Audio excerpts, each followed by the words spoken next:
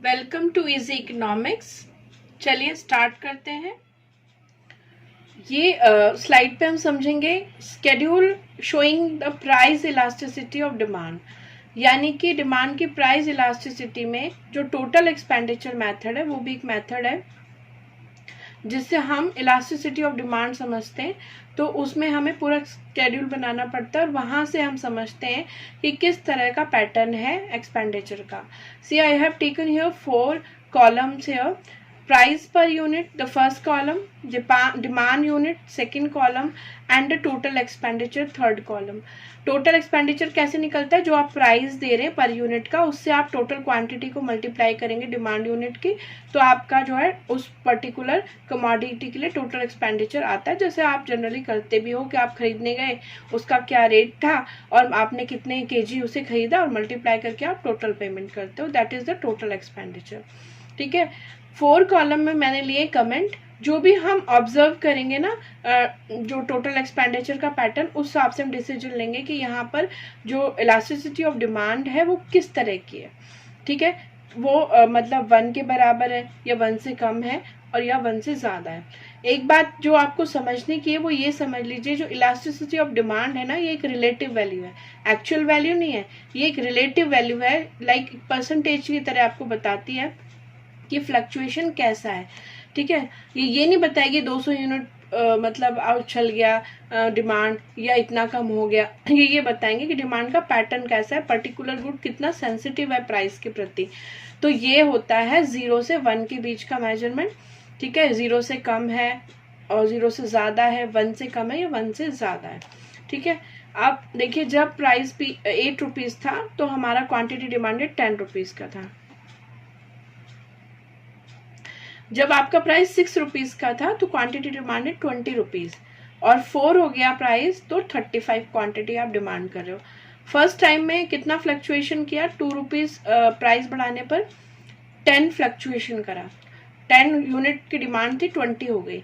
और second time में जब प्राइस बढ़ा तो पूरा 15 गुड्स आपने ज़्यादा डिमांड कर दी। यानी प्राइस के घटने पर आप अपनी क्वांटिटी को बढ़ा रहे हैं एक बढ़ती हुई यूनिट में। अब टोटल एक्सपेंडिचर फर्स्ट लाइन 10 8 जा 80। ठीक है।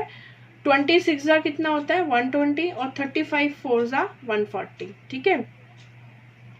तो यहाँ पर आप देखिए 80 रुपीज का एक्सपेंडिचर था, 120 हुआ, 140 हुआ। If the price is decreasing then our total expenditure is increasing here. तो ये जो 3 पैटर्न देखने पे हमें पता चला, तो ये तो moving on the opposite direction, उल्टा डायरेक्शन में जा रहा है, प्राइस कम हो रहा है और एक्सपेंडिचर बढ़ रहा है। इसका मतलब this elasticity is greater then the 1। ये हमें एक्सपेंडिचर देख के ऑब्जर्व करने पर पता चला। अब नेक्स्ट पे देखिए, मैंने 3 के ग्रुप बना रखे। यहाँ पर 4 है आपका प्राइस और क्वांटिटी डिमांडेड 10 है।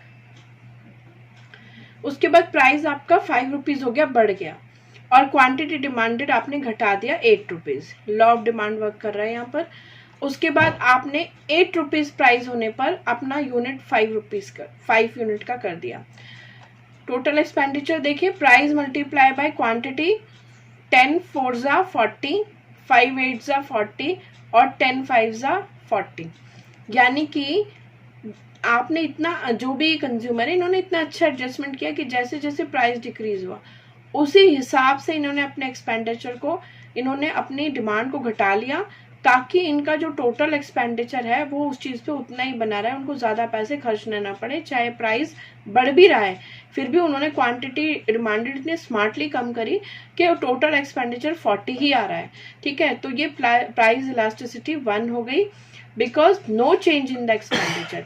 अगर आपने अपना एक्सपेंडिचर इतने अच्छे से स्मार्टली एडजस्ट कर लिया कि कोई आपने फ्लक्चुएशन आने ही नहीं दी अपने एक्सपेंडिचर पे, तो ये जो आपकी प्राइस इलास्टिसिटी ऑफ डिमांड है इज इक्वल टू 1 है। ठीक है। अब नेक्स्ट पे आप चलेंगे। 8 पर यूनिट के हिसाब से रेट था तो हम 10 डिमांड कर रहे थे, 7 हुआ तो हमने 11 डिमांड किया और 6 हुआ तो 12 डिमांड किया। Price is decreasing here and we are demanding, ठीक है, greater quantity for every time because law of demand is working here. Now see 8 10 जा 80, 7 11 जा 77 एंड 6 12 जा या 12 6 जा आप बोले 72। अब आप यहाँ पैटर्न देखेंगे कि पहले आपने आपका प्राइस घट रहा है और डिमांड बढ़ रहा है, ठीक है।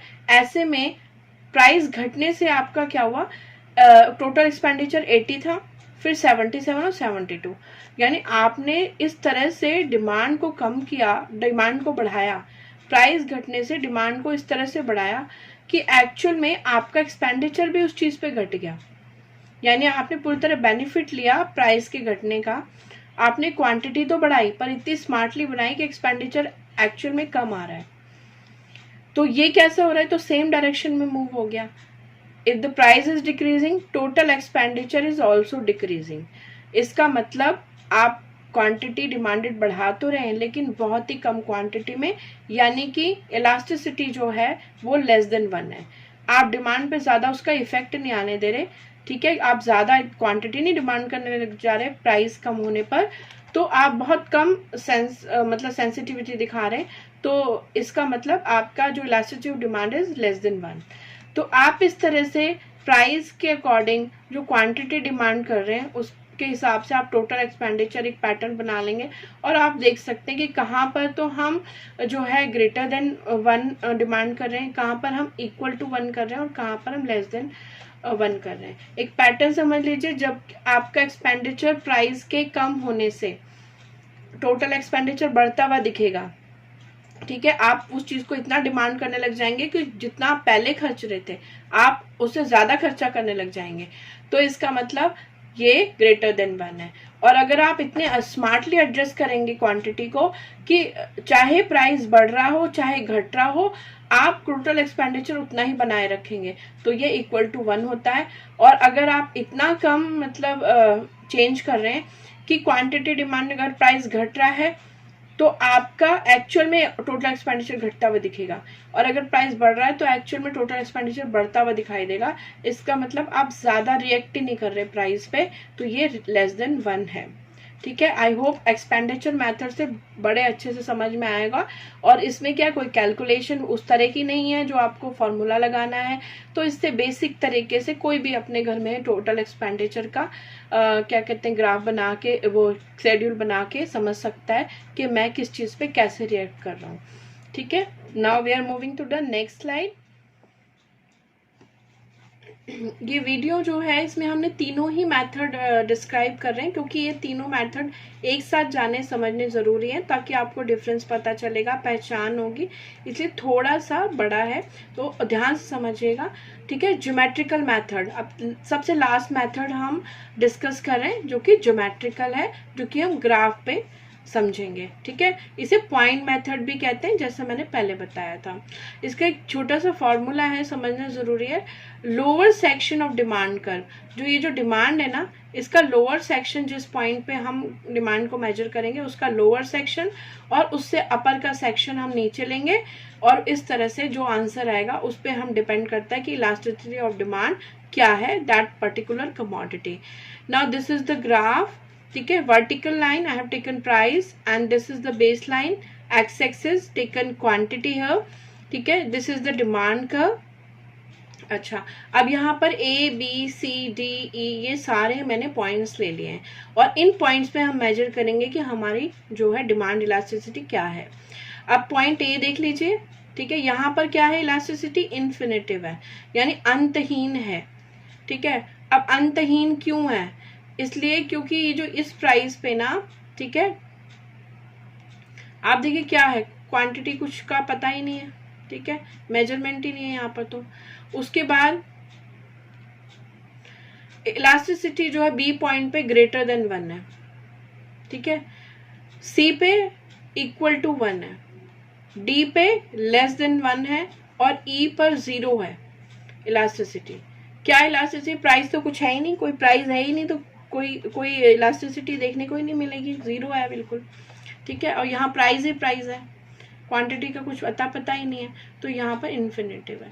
अब देखिए मैं अभी जो है फॉर्मूले के हिसाब से आपको समझाऊंगी, लेकिन एक ऑब्जर्वेशन जो हम ग्राफ को देख के समझते हैं वो समझिए पहले। देखिए अगर मैं बी पॉइंट ले लूँ तो मैंने कहा फॉर्मूले में हमें लोअर सेक्शन ऊपर लेना है, ठीक है, lower section is up side, ठीक है। तो लोअर बी से नीचे का सेक्शन देखिए, ये देखिए बड़ा है ये पार्ट, और ऊपर वाला सेक्शन देखिए, ए और बी का डिफरेंस देखिए कितना कम है, और बी से ई का डिफरेंस कितना ज्यादा है। तो आपको पता चल गया होगा कि जो नीचे वाला सेक्शन है वो ज्यादा है और ऊपर वाला जो बी से ऊपर है वो कम है। तो जो ऊपर का जो लेना है लोअर सेक्शन वो ज्यादा है, और जो अपर सेक्शन नीचे लेना है वो कम है। तो ऑब्वियसली इलास्टिसिटी ज्यादा होगी, क्योंकि न्यूमरेटर बड़ा है, अपसाइड जो वैल्यू है वो बड़ी है, तो इसीलिए इलास्टिसिटी ग्रेटर देन 1 होगी। ठीक है, देख के पता चल जाएगा। अब ये देखिए एट पॉइंट ए, हम ए पॉइंट पे कैसे मेजर करेंगे elasticity of demand, ED is elasticity of demand. ठीक है, ऊपर हमें लेना लोअर सेक्शन, ए से नीचे लोअर सेक्शन सारा पूरी लाइन ही जो है लोअर सेक्शन है ए से, तो पूरा ए ई लिया आपने। ठीक है, और ए से ऊपर तो कुछ है ही नहीं, तो वो क्या हो गया 0। अब जब किसी भी नंबर के आप डिनोमिनेटर 0 रखते हैं तो उसकी वैल्यू होती है इन्फिनेटिव, और आपने मैथमेटिक्स में पहले ही पढ़ लिया होगा। ठीक है, ये 8th क्लास से ही पढ़ाया जाता है, 7th क्लास से ही पढ़ाया जाता है कि when you are dividing anything any value by 0 it comes infinitive. ठीक है, अब एट पॉइंट बी पे देखिए आप क्या है कि ये जो पूरा नीचे वाला लोअर सेक्शन ऊपर लेना है आपने, तो लोअर सेक्शन बी ई है। ठीक है, और अपर सेक्शन कौन सा है ए बी, वो आपने नीचे ले लिया। Lower section B E upside और upper section A B down side. अब आप देख रही है बी ई तो ज्यादा डिस्टेंस है और ए बी जो है बहुत कम डिस्टेंस है, तो इसका मतलब क्या है, आपका न्यूमरेटर बड़ा है, जो अपसाइड वैल्यू वो बड़ी है, तो elasticity is greater than 1 here. Now at point C, देखिए यहाँ पर सी पर देखिए, यहाँ पर सी ई जो है लोअर सेक्शन है, ये मैंने ऊपर ले लिया, और ए सी जो है वो अपर सेक्शन है, वो नीचे लिया अकॉर्डिंग टू द फॉर्मूला। अब जो लोअर सेक्शन था सी ई वो भी सेम है, ए सी भी सेम है, तो दोनों जब सेम होते हैं तो वो वैल्यू होती है 1। ठीक है, जब हम सॉल्व करते हैं किसी भी फ्रैक्शन वैल्यू को तो वो 1 हो जाएगी। अब यहाँ पर देखिए इसका मतलब at point C the elasticity of demand is 1। At point D देखिए, डी में क्या है, डी ई ये लोअर सेक्शन है, लोअर सेक्शन डी ई ऊपर ले लिया हमने, और अपर सेक्शन ए डी जो है वो नीचे लिया according to the formula. D E कम है, आप देख रहे हैं डिस्टेंस कम है डी से ई का, और ए से डी का डिस्टेंस ज्यादा है, नीचे वाला पोर्शन ज्यादा, अपर वाला कम है, इसका मतलब वैल्यू कम आएगी, 1 से कम ही आएगी। ठीक है, तो इसका मतलब यहाँ elasticity of demand eight point D is less than 1। अब एट पॉइंट ई देखिए, ये जो पॉइंट है ना यहाँ पर देखिए, यहाँ पर इससे नीचे तो कुछ है ही नहीं, इसका मतलब वैल्यू कितनी है अपसाइड की, ऊपर जो आपने रखना है वैल्यू लोअर सेक्शन की वो 0 है, और अपसाइड पूरा का पूरा लाइन ही अपसाइड में अपर साइड में है, वो क्या है ए ई, वो नीचे आपने रख दिया, अपर सेक्शन नीचे रखना है वो ए ई रखा। अब 0 से किसी भी नंबर को आप डिवाइड करें, it's also mathematical rule when you are dividing something. ठीक है, 0 बाय समथिंग, किसी को भी 0 से डिवाइड करेंगे आंसर विल बी 0। तो यहाँ पर at point E the calculation come 0, यानी इलास्टिसिटी ऑफ डिमांड इज 0। तो यहाँ पर ग्राफ से आप फॉर्मूला रख के पता लगा लेंगे यहाँ पर। ठीक है, अब यहाँ पर देखिए अगर आप ये फॉर्मूला नहीं भी अप्लाई करते, अगर मैं ऐसे ही पूछ लूँ डी पे बताइए, तो आप देखेंगे नीचे का सेक्शन कम है, ऊपर का सेक्शन ज्यादा है, तो इसका मतलब नीचे के सेक्शन को ऊपर रखना पड़ता है, वो कम है, इसका मतलब इलास्टिसिटी लेस देन 1 है।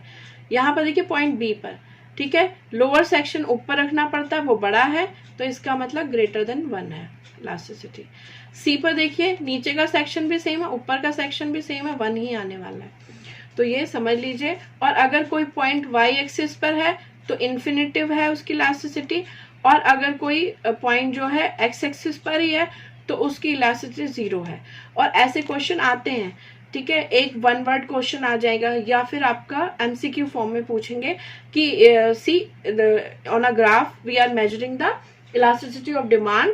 ठीक है, if any point is on X axis, अगर कोई पॉइंट एक्स एक्सिस पे है, then what will be the elasticity of demand? Then you will answer that if the point is on the x axis, point he x axis पे, तो elasticity of the demand no doubt it will be 0, क्योंकि ये हमने particular, हमने ये हमारे fix है, x axis पे इलास्टिसिटी 0 है और वाई एक्सिस पे इलास्टिसिटी इन्फिनेटिव है। या आप एक तरह से समझ लीजिए, आप रट लीजिए, क्योंकि ये वन वर्ड आंसर या एमसीक्यूज आएंगे और ये मतलब आपके आगे कंपटीशन एग्जाम में जो जहाँ पर इकोनॉमिक एज अ सब्जेक्ट होता है तो वहाँ पर भी पूछे जा सकते हैं। चलिए, आई होप आपको समझ में आया होगा, ठीक है। और now I am ending my video. Please subscribe my channel and hit the bell icon please. और अपने अच्छे अच्छे कमेंट भी लिखिएगा और मुझे वेट रहता है कि मैं जो है पढूं उन कमेंट्स को कि आप कितना आपको समझ में आ रहा है, आपको कैसा लग रहा है। And thanks for watching the video.